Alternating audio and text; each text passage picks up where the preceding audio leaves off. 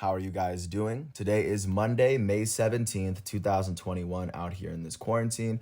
I'm James Sims, and for this episode of The Elite, following the conclusion of the 2020-2021 NBA season, I think it's necessary to do my last installment of the players that have been averaging 20 points per game this season, because it's a very impressive feat to average 20 points a game in the NBA for an entire season with all the ups and downs, possible hot streaks, possible cold streaks, playing against the world's best the best basketball players that the world virtually has to offer. And I've been doing this every month on the top of the month. I didn't do it at the top of the month this month because the season actually ended today, and that's kind of how I'm going to do it from now on.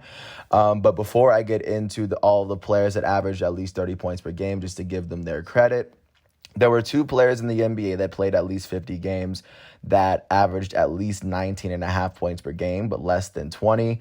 The honorable mentions thus far in 33rd place, it was Tobias Harris, the starting power forward for the Eastern Conference leading Philadelphia 76ers. He would finish with, he would average 19 and a half points per game on the season. And sitting right ahead of him in 32nd place, it was Fred VanVleet, the starting shooting guard of the Toronto Raptors, who of course will not be continuing on into the playoffs this year, as he went on to average 19.6 games in 52 games for a Toronto Raptors team that finished with the fourth worst record in the Eastern Conference.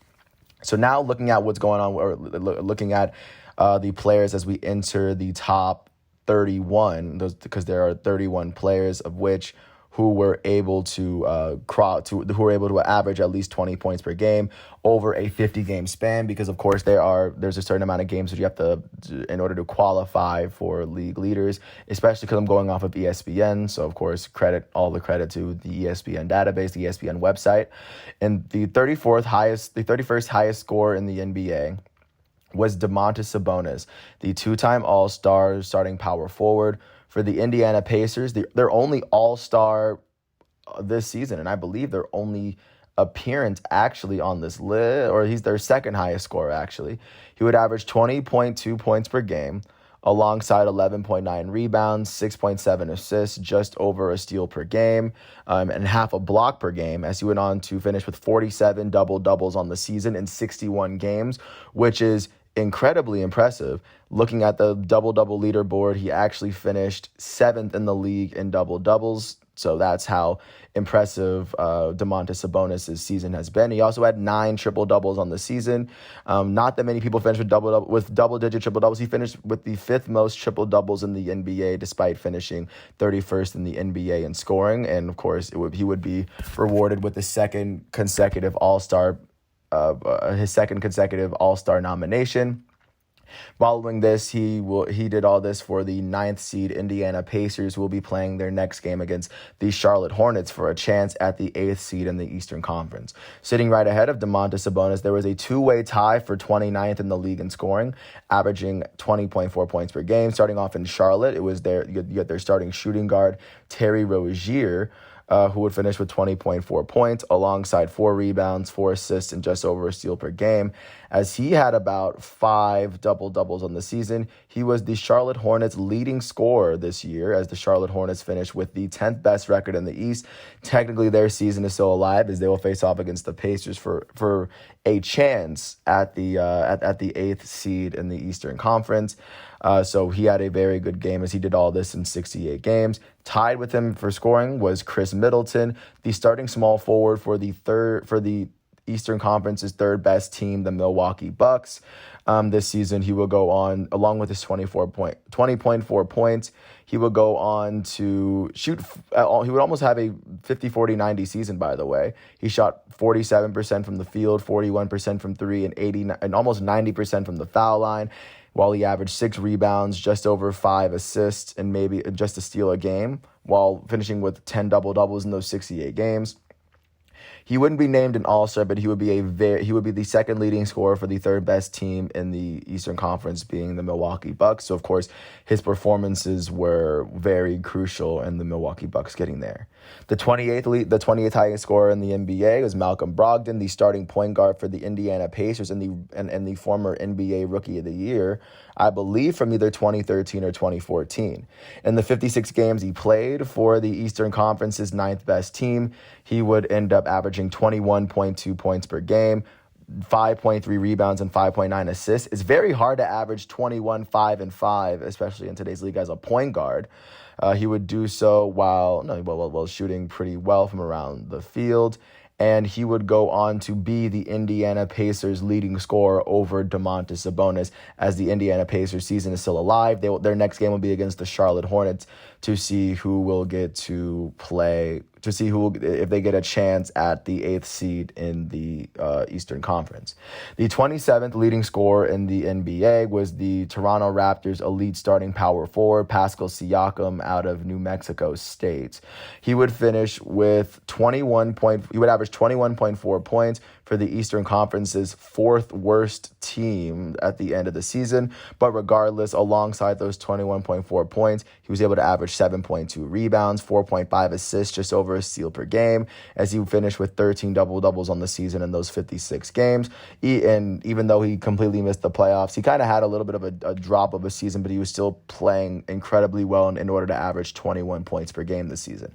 Sitting right ahead of him in 26th was the Miami Heat elite starting small forward, who almost helped them win the NBA Finals last year in Jimmy Butler. Jimmy Butler would finish averaging 21.5 points alongside 6.9 rebounds and 7.1 assists. He also averaged 2.1 steals per game, finishing with 17 double-doubles and 4 triple-doubles in his 52-game season, which is kind of on the shorter end. He missed about 20 games this season, but he was still able to qualify, all while shooting almost 50% from the field. He didn't shoot that well from three. He shot 24%, and he shot 86.3% from the foul line on the season. His next outing will be against the 3-seed Milwaukee Bucks, as he helped lead the 6-seed Miami Heat into the playoffs.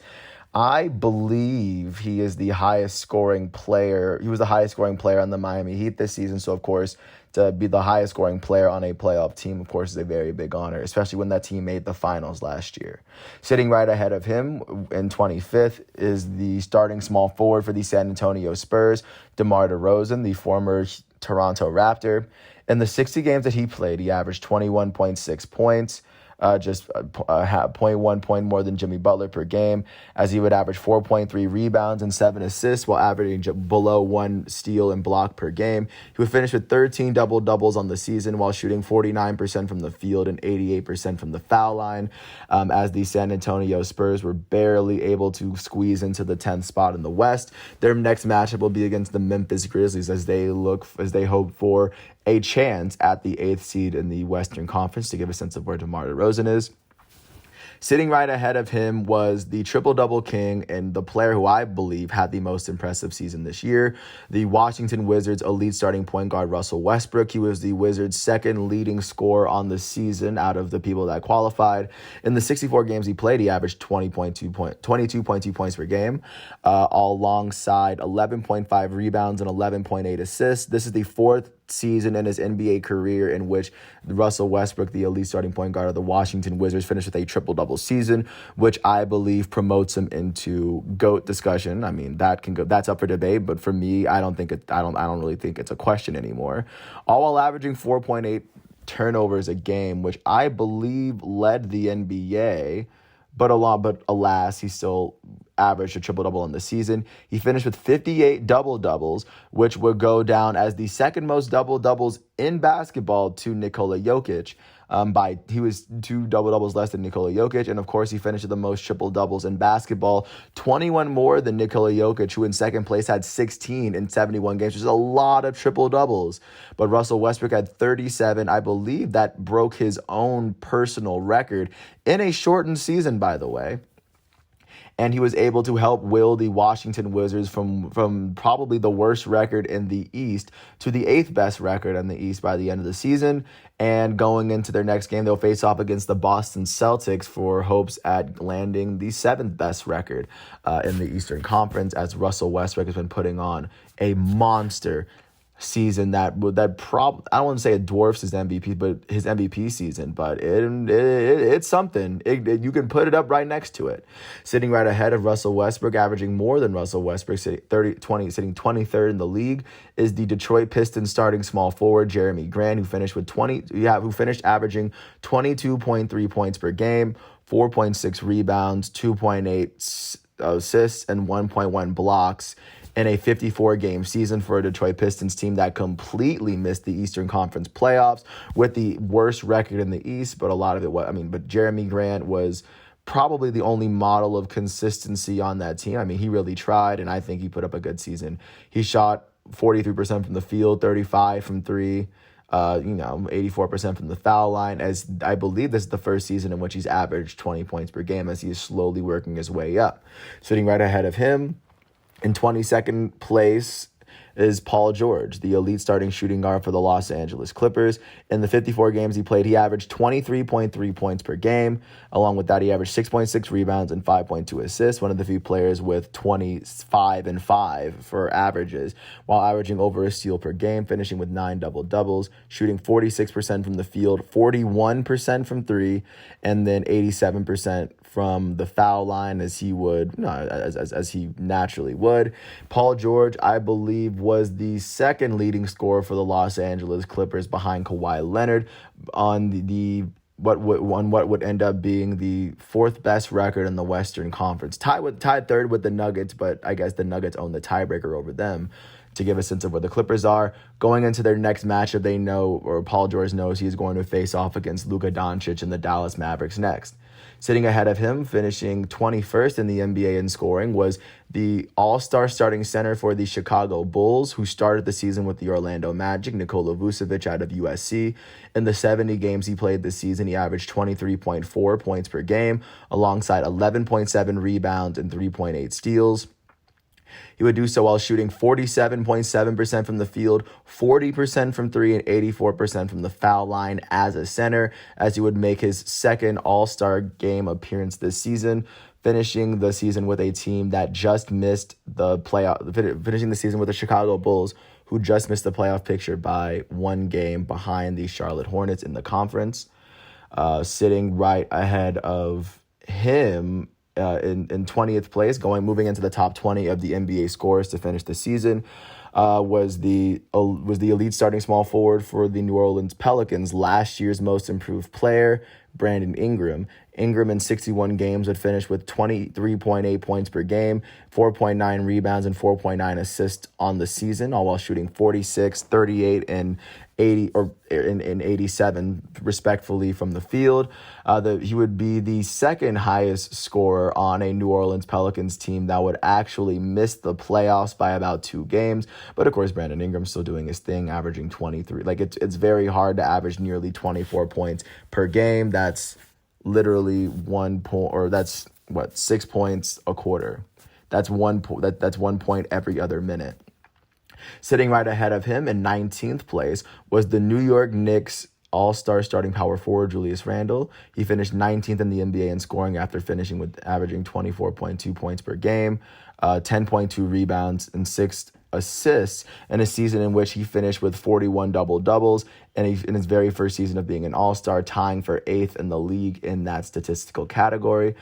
He would go on to shoot 45% from the field. He shot 41% from three, which is amazing, and he shot 81% from the foul line. And like I said, he would make his very first playoff appearance, and he would help the Knicks make the playoffs for the first time in a while. As in the first round, they will host the Atlanta Hawks, as they were able to secure a number 4 seed. Just to give a sense of where Julius Randle is, and Julius Randle has been known as a player that he terrorized the Hawks this year. So of course I tip my hat to Julius Randle, who might go down as the most improved player this year. But surprisingly, sitting ahead of him, a younger player who many people don't give the time of day, The starting point guard for the Cleveland Cavaliers, Colin Sexton, averaged 24.5 points per game this season in 59 games. Alongside, 3 rebounds and 4 assists and a steal a game, he would go on to shoot 47% from the field, 37 from 3, and 81 from the foul line, as he was the leading scorer for a Cleveland Cavaliers team. That would be the third worst record in the East, but he averaged over 24 points per game in his third season in the NBA, when most people don't really give him the credit he deserves. He finished 18th in the league in scoring, so I'm going to give him a little bit of credit for that, even though his next game won't be played until about October, November, because the Cavaliers are not playing in the playoffs this year. Sitting right ahead of him in the 17th spot is Jalen Brown, the all-star starting shooting guard for the Boston Celtics, who made his very first all-star game appearance this year. In the 58 games he played, he would average 24.5 points per game, alongside 6 rebounds, 3.4 assists, alongside 10 rebounds in that span, shooting 48% from the field, 40% from 3 roughly, and 76% from the foul line. I believe Jalen Brown is incredibly injured at the moment, as the Boston Celtics are looking to go into their first play-in game against a very hot Washington Wizards team, for a chance of advancing into the seed as the 7th seed, the seed that they actually entered the playoff game in. They will have their home game there, but Jalen Brown will not be participating, as I believe his 2020-2021 season has come to an end. Sitting ahead of him in 16th place in the NBA in scoring is Kawhi Leonard, the goated starting small forward for the Los Angeles Clippers. In 52 games, where he missed 20 games in the season, but he still would somehow qualify for this list, he would go on to average 24.8 points, 6.5 rebounds, 5.2 assists, along with a steal and a half per game this season, all while shooting 51% from the field, nearly 40% from 3, and 88.5% from the foul line, shooting incredibly great numbers. He was the leading scorer for what ended up being the fourth best for what's going to end up being the 4 seed Los Angeles Clippers going into the playoffs. And going into their first round, they know they're going to face off against the 5th seed Dallas Mavericks, led by Luka Doncic. So, and just knowing how they got here, Kawhi Leonard was a very big part of them getting here. Probably the most surprising name on this list, above Kawhi Leonard, sitting in that 15th spot, averaging 25.2 points per game. We're at the 25 points per game scores. There are 25 of them. Sitting 15th is Dieren Fox, the starting point guard for the Sacramento Kings, who I believe is in his 4th season in the NBA.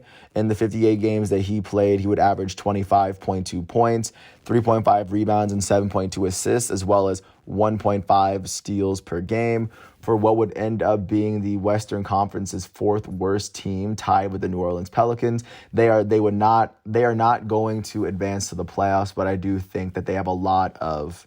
I think that I would be a little bit proud of at least having a centerpiece of Dieren Fox to possibly build around, because averaging 25 in the NBA is no easy feat. Ask the player right above him. In 14th place, the Atlanta Hawks elite starting point guard Trae Young, who in 62 games would finish averaging 25.5 points per game, 4 points, he would do this while averaging 3.9 rebounds and 9.4 assists. In addition to finishing 14th in the NBA in scoring, he actually finished 2nd in the NBA in assists, behind the one and only triple-double king Russell Westbrook.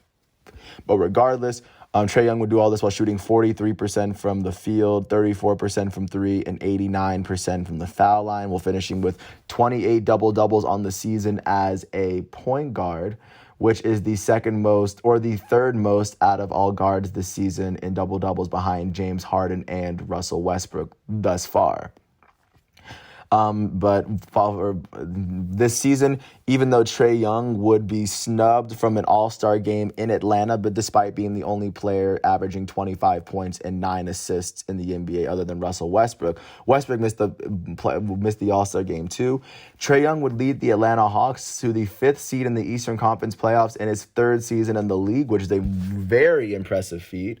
And in their first matchup, they will face off against the New York Knicks, who finished with the same exact record, but the Knicks have home court advantage because they won the head-to-head tiebreaker over the Atlanta Hawks.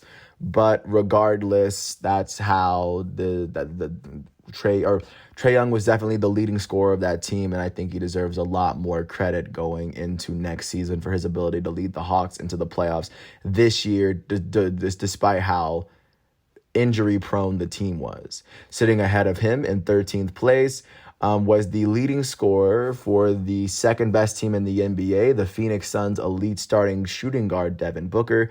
In the 67 games he played, he averaged 25.6 points per game, along with 42 points, or 4.2 rebounds, 4.3 assists in the 67 games he played, all while shooting 48% from the field, 34% from three, and 87% from the foul line. Going into the playoffs, Devin Booker and the Suns are getting ready to face off against the winner between the Los Angeles Lakers and the Golden State Warriors as they look ready to hit the ground running moving forward into the season. Sitting right ahead of him was the elite starting shooting guard for the best record in the West, Donovan Mitchell. Donovan Mitchell would go on to average 26.4 points per game in the 53 games that he played, all while averaging 4.4 rebounds, 5.2 assists, all while helping the Utah Jazz finish with the best record in the NBA despite missing 19 games on his own. And of course, like you see him, he's starting to move up more and more. You start to see his impact being shown. And especially on one of the, it really means something to be the highest scoring player on the best team, or on the team in the NBA that finished with the best record. Sitting right ahead of Donovan Mitchell in 11th place is the Denver Nuggets elite starting center, Nikola Jokic, who if Russell Westbrook wasn't the triple-double king, would be the triple-double king. He is this season's double-double king.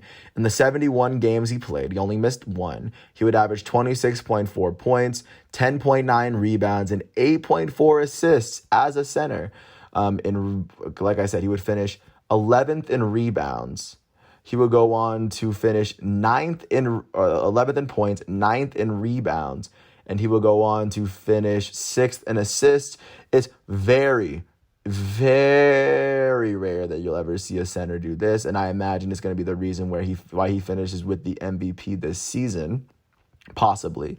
He finished leading the league in double-doubles with 7 more than the triple-double king, Russell Westbrook, and 12 more than the other big men on this list, Jonas Valanciunas, Nikola Vucevic, Rudy Gobert, and Clint Capella.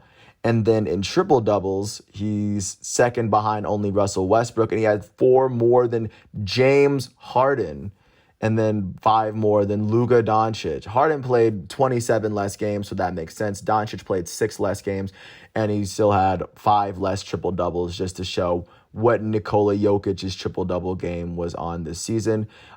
He was the leading scorer for going into the playoffs as the third best team in the West, as they look to face off against the Portland Trailblazers moving in once the play-in tournament is officially over. Sitting ahead of Nikola Jokic in that 10th spot in the East is Jason Tatum, the elite starting point guard for the Boston Celtics out of Duke, who surprisingly is the third highest scoring Duke alum or former Duke basketball player on this list. He would average 26.4 points in the 64 games that he played. He also averaged 7.4 rebounds, 4.3 assists, and just over a steal a game, finishing with 15 double-doubles on the season in those 64 games, all while shooting 46% from the field, 39% from three, and 87% from the foul line, all this while being the leading scorer on what ended up being the 7th best record in the Eastern Conference. In his next game, he and the Boston Celtics will face off against Russell Westbrook, Bradley Beal, and the Washington Wizards as the Celtics look to retain their 7th spot and play against the Brooklyn Nets in the first round of the playoffs. That's where they are right now. Jumping out to the 9th spot, 9th in the NBA in scoring in his second year in the NBA, is the New Orleans Pelicans elite starting power forward out of Duke, Zion Williamson. He finished averaging 27 points in 61 games this season, all while alongside 7.2 rebounds, 3.7 assists, all that, finishing with 14 double-doubles on the season.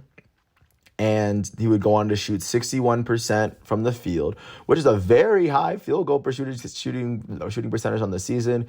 He finished 7th in the league in scoring, but out of all of the players probably in the top 20, Zion Williamson is the highest. He has the most points per game, which to show you that he's a very efficient, high volume scorer. And he was the leading scorer for a New Orleans Pelicans team that did just miss the playoffs by about, or the play-in game by about 2 games. Nonetheless, Zion Williamson, you see a lot of growth between his rookie year and this year, and it's very possible that this dude is definitely on his way to a Hall of Fame career after becoming an all-star for the very first time in his second season in the NBA. Right ahead of him, holding that 8th place spot in the NBA in scoring, is the Brooklyn Nets elite starting point guard out of Duke, 3 straight Duke players in a row, Kyrie Irving, who would average 27.1 points in 53 games played. He will go down as the leading scorer for the Brooklyn Nets out of all the players that technically qualified. I don't think James Harden and Kevin Durant technically qualified for this list. But, I mean, looking at how they fared on the season, James Harden would average less points, and I'm not sure exactly about Kevin Durant. But regardless, out of the players that qualified, like I said, Kyrie is the official leading scorer of the Brooklyn Nets after missing about 19 games. And alongside those 27.1 points, he also added 4.7 rebounds, 6.1 assists per game, almost a steal and a half per game as well, while leading the Brooklyn Nets to the second best record in the Eastern Conference as they look to face off against the winner between the Boston Celtics and the Washington Wizards to see who their matchup is going to be. Sitting right ahead of Kyrie Irving, the highest rated player on this list that doesn't have an elite profile, was Zach LaVine, the all-star shooting guard for the Chicago Bulls, who in 58 games would average 27.4 points alongside 5 rebounds, 4.9 assists while shooting 50% from the field. Pretty tough, really tough to do. He shot 42% from 3 and 85% from the foul line as he was one of the better volume scorers in the NBA this year for a team that just missed the play-in tournament by about 2 games below the Charlotte Hornets. But I do expect a lot of Zach LaVine for this upcoming season now that he's officially been an all-star. He was named an all-star in Atlanta this year for the first time in his career. Of course, because he's been scoring so amazingly, and he's been kind of doing everything else too. I think he's one of the more underrated stars in the league, and I think he deserves his credit. 6th in the league in scoring, right ahead of him, was Luka Doncic, the elite starting point guard for the Dallas Mavericks, who in 65 games would finish averaging 27.9 points, 8 rebounds, and 8.6 assists, along with about a steal a game.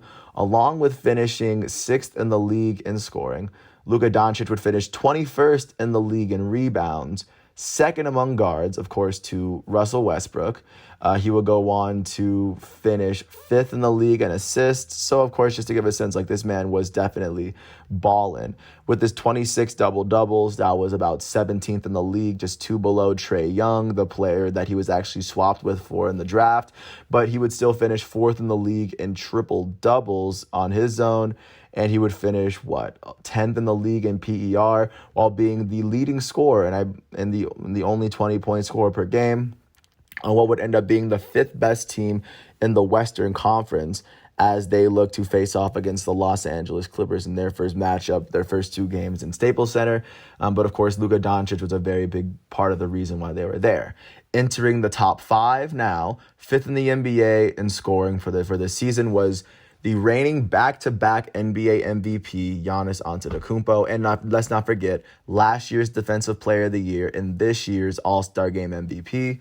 In the 61 games he played, he would average 28 points, 11 rebounds, 5.9 assists, 1.2 steals, and 1.2 blocks this season, while shooting 57% from the field. Which, looking at how players have been shooting, is 12th out of all the players that qualify. Giannis would go on to shoot 30% from 3, which is, for someone his size, is pretty impressive. And he would still go on to shoot 69% from the foul line. But at the same time, he would finish with 41 double-doubles on the season, which would tie him with Julius Randle for 8th in the league. And he would finish with 7 triple-doubles, kind of doing it all, being the leading scorer for what would end up being the third best record in the Eastern Conference. Moving forward, they're looking forward to facing off against the 6th seed reigning Eastern Conference champs Miami Heat at home, as it feels as though Giannis and the Bucks look to get a little bit of revenge for the Heat downing them last year after Giannis got hurt, after taking a very big advantage, just to give a sense of where they stand. Right above Giannis Antetokounmpo, holding that 4th seed is the 4th spot in the NBA in scoring, would be the Philadelphia 76ers elite starting center Joel Embiid out of Kansas. And the 51 games he played, he averaged 28.5 points, 10.6 rebounds, 2.8 assists, while averaging a steal and just over a block per game, while shooting 51% from the field, 38% from three, and 86% from the line. He would finish with 31 double-doubles on the season, which would put him in 15th place in this year. And then his PER would only be second to Nikola Jokic's this season, as Joel Embiid had a ball of a year. And he played the least amount of games out of all the people that are averaging 20 points that qualify for the list. And of course, he was the leading scorer for the team that would end up being the best record in the Eastern Conference, as they have to wait until the end of the week to find out who they're going to face off in their first matchup in the Eastern Conference playoff picture. Sitting ahead of Joel Embiid, in third place in the NBA in scoring, was Damian Lillard, the elite starting point guard for the Portland Trailblazers, who in 66 games would average 28.9 points, 4.2 rebounds, 7.5 assists as well, all while shooting 45% from the field, 39% from three, and he would shoot 92.7% from the foul line, which is just under Chris Paul in the league. He finished second in the league out of all players in free throw percentage, while averaging 29 points per game. That is a very tough thing to do. All of this while being the leading scorer for a Portland Trailblazers team that finished with the 6th best record in the Western Conference. I believe he was the only player from his team that finished with at least 20 points per game this season, so we'll give Damian Lillard his credit. And he's going to go into the playoffs ready to face off against the Denver Nuggets in Denver, following quite the impressive season that he's put up. Sitting right above Dame Dollar in second place, the runner-up to the scoring title for the NBA 2020-21 season was Bradley Beal, the elite starting shooting guard for the Washington Wizards out of the University of Florida. In the 59 games he played, he was the one of two players that averaged at least 30 points a game. He averaged 31.4 points per game, alongside 4.7 rebounds, 4.4 assists, and 1.2 steals per game, all while shooting 49% from the field, 35% from three, and 89% from the foul line, while being the leading scorer for a Washington Wizards team that just barely squeaked into the playoff picture. And if they beat the Boston Celtics, they will have a chance to secure that 7th seed and face off against the Brooklyn Nets.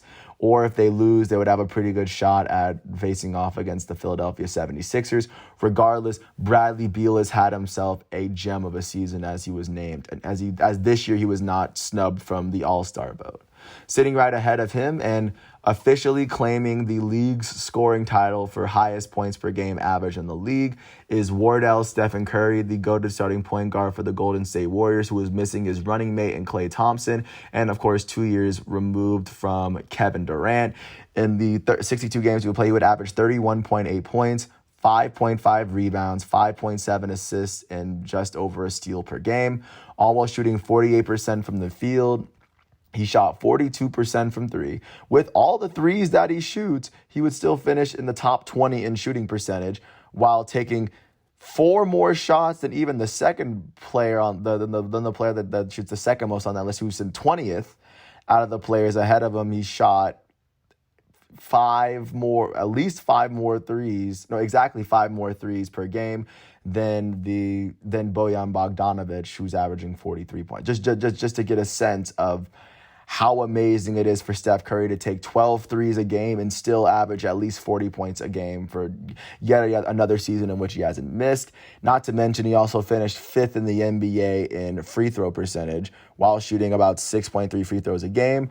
The only other player that took more free throw attempts and shot a higher percentage from the line was Damian Lillard, but Steph finished with more points overall at the end of the day. And at the end of the season, I think this is the second time in Stephen Curry's career to when he won his unanimous MVP that he will go on to win the scoring title. And of course, all the credit goes to him as he was able to completely carry this Golden State Warriors team on his back. And if they beat the Lakers, big if, but it's still a possibility, they would move on to face off against the Suns with the second seed, or if they lose the first one, they could face off against the Jazz if they win the second game in the play-in tournament. But regardless, those are all of the 31 players in the NBA that finished the 2020-2021 season that played at least 50 games and averaged at least 20 points, which is a very tough thing to do over 50 games, a tough number to average. But of course, this is the elite. I want to recognize the players that are performing incredibly well at an elite level within their sport. And I think averaging 20 points per game at the elite is a baseline elite feat, especially in this sport, considering you're playing against the best basketball players from around the world. The fact that Stephen Curry can walk into a game and average 32 points a game is ridiculous. And at the same time, it's just as ridiculous that Monte Sabonis is walking into all 61 of his games and still coming out of every game with a 20.2 points per game average. But that's just how the season goes. I want to thank everyone for listening to all 35 minutes of this piece. I want to thank everyone who's been following along for the 2020-2021 NBA season. I want to thank ESPN for granting me the stats necessary to actually do this segment. I want to thank everyone for listening to my piece. I hope all is well. And once all of today's exhibitions are done, I will come back tomorrow with another episode of The Elite. Thanks once again, and peace out. I'll catch you tomorrow.